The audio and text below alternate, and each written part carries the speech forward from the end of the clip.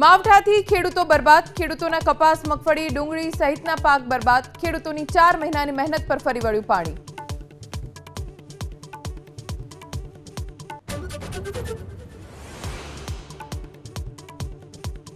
આંધ્રપ્રદેશના કાંઠે ટકરાશે ચક્રવાત મોન્થા, આંધ્રપ્રદેશ ઓડિશામાં જાહેર કરાયું રેડ એલર્ટ, ડ્રોનની મદદથી રખાશે નજર, 110 થી 140 કિલોમીટર પ્રતિ કલાકની ઝડપે પવન ફૂંકાશે।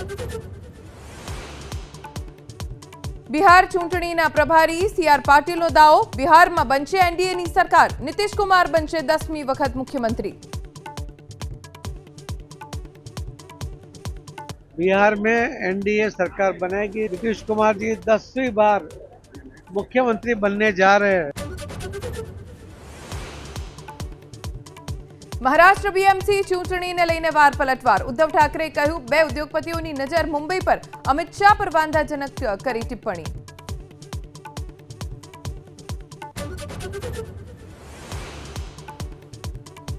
દિલ્હીમાં પ્રદૂષણને રોકવા સરકારની મથામણ, 1 નવેમ્બરથી માત્ર BS6 ડીઝલ વાહનોને જ મળશે એન્ટ્રી, BS4 BS5 ડીઝલ વાહનોના પ્રવેશ ઉપર રોક।